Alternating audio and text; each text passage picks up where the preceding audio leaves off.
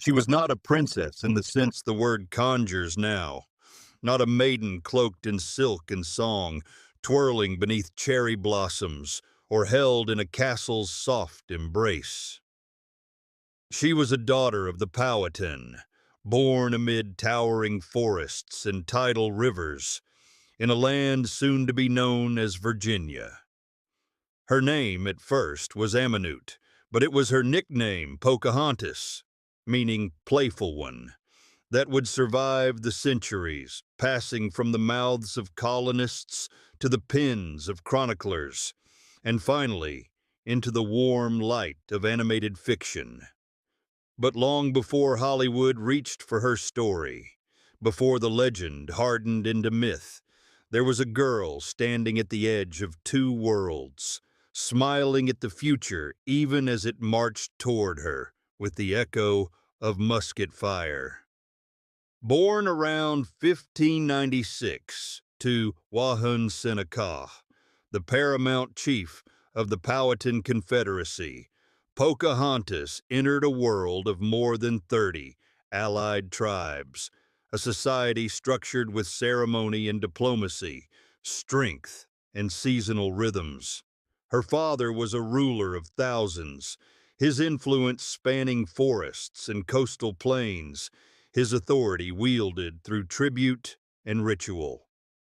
Pocahontas, as his favored daughter, moved freely among the villages, her presence symbolic, her role often ceremonial. She was not raised as a royal heir, for inheritance did not pass through male dominance alone among her people, but she held a visibility that made her unique.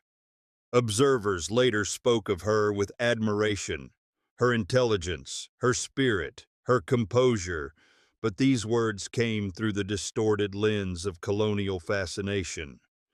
Her youth was one of dance and lore, of whispered teachings beneath the pines, of watching the world change slowly through the seasons, until the ships came. The English arrived in 1607, strange and pale-skinned figures bearing fire sticks and metal pots, their ships slicing the river like blades through tall grass. To the Powhatan, they were unsettling, yet intriguing. Visitors to be assessed, tolerated, possibly absorbed into the web of relations. Among them was a man whose name would forever be bound with Pocahontas's, John Smith. His story, later embroidered in his own accounts, claimed that he was captured by the Powhatan and brought before Wahunsenacawh, only to be saved by the sudden intercession of the chief's young daughter. Pocahontas, then barely 12, is said to have thrown herself upon Smith's body, shielding him from execution. But the truth, elusive and submerged beneath decades of romanticization, is far less certain. Many scholars now believe that the event was likely a ritual adoption, a symbolic performance that Smith misunderstood, later reframing it for an English audience eager for tales of savagery and salvation. The idea that a child halted an execution by her own courage, the very core of the legend, speaks more to the colonial appetite for dramatic morality tales than to Powhatan political customs. Yet the story endured, and Pocahontas was cast forever as the peacemaker, the innocent bridge between barbarism and civilization. Still, there was more to her than any single tale could hold. As tensions grew between the settlers and the Powhatan Confederacy, Pocahontas's role shifted. She visited Jamestown, sometimes bringing food during the harsh winters. Her presence met with equal parts gratitude and spectacle, but the goodwill could not endure the deeper fracture of conquest. The English, struggling to survive and expand, increasingly turned to violence, raiding villages, demanding corn, and ignoring Powhatan diplomacy. The fragile alliance frayed. Pocahontas, now in her mid-teens, disappeared from English view for several years, likely married by then, to a warrior named Kocoum, and living in a more interior village. But in 1613, the story took a darker turn.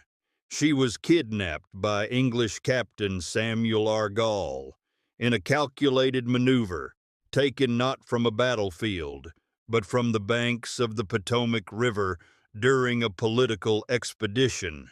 She became a pawn in the game of colonial power, held at the English settlement of Henricus, while demands were made of her father, the return of English prisoners, the surrender of weapons, and a full commitment to peace. Her captivity was not violent, but it was coercive, dressed in the language of conversion and civility. During this time, she was instructed in Christianity, baptized as Rebecca, and brought into closer contact with English settlers. Among them was a man named John Rolfe, a tobacco planter with devout Protestant values and a wary fascination with the woman his people had named a savage. What followed was not simply a marriage, but a political calculation. Rolfe himself expressed concern in letters, his soul troubled by the implications, his conscience wrestling with the Union. Yet, he believed it could bring peace, that his marriage to Pocahontas might advance the kingdom of Christ and benefit the plantation. And so in 1614, Pocahontas married John Rolfe. The wedding, sanctioned by both English and some Powhatan leaders, marked the beginning of what came to be called the Peace of Pocahontas, a brief interlude of calm in the otherwise bloodied relations between native and settler. For a time, it worked. Hostilities subsided. Trade resumed.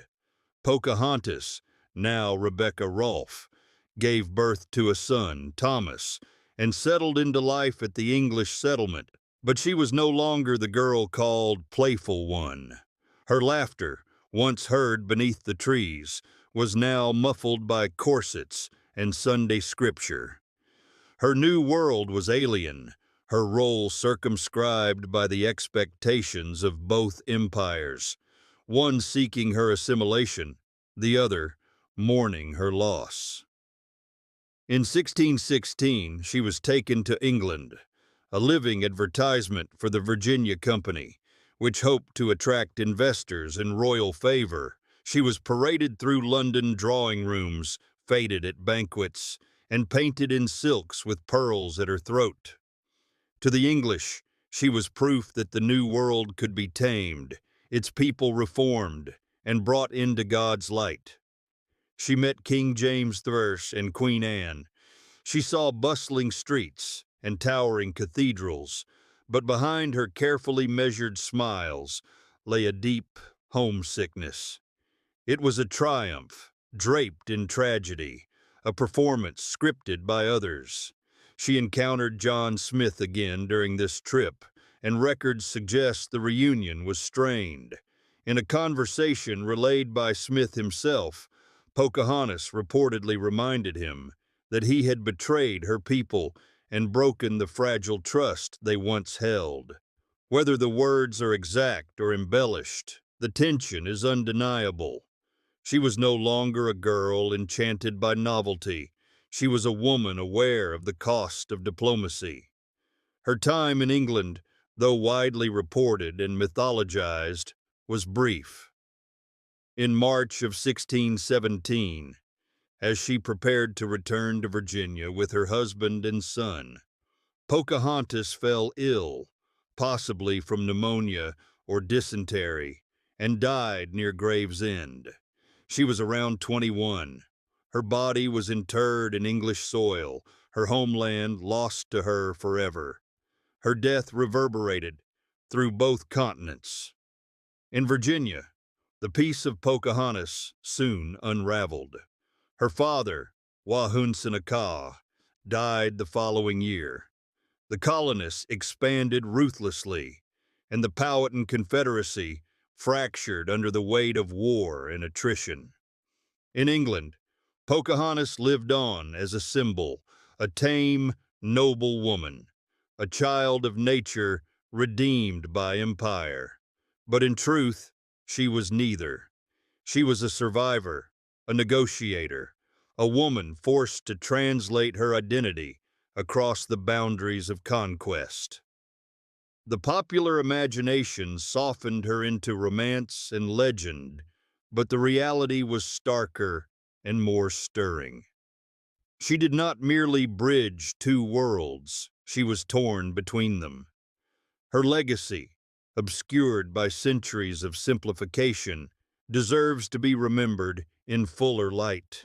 She was not a myth. She was a daughter, a mother, a political hostage, a wife, a woman whose life was compressed into a parable, but whose reality was richer than any tale told of her.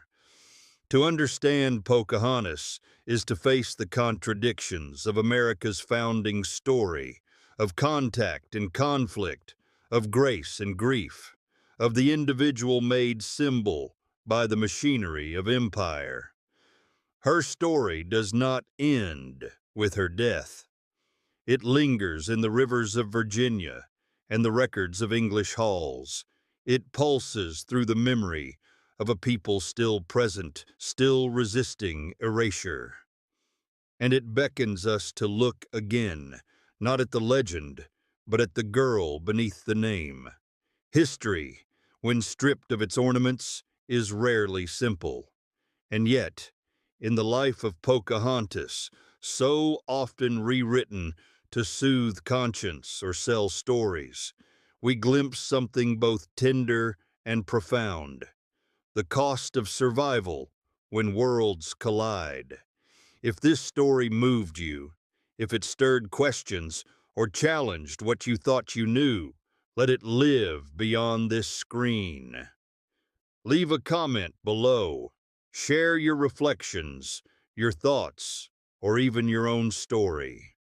Subscribe to this channel and walk with us through the quiet corners of forgotten history.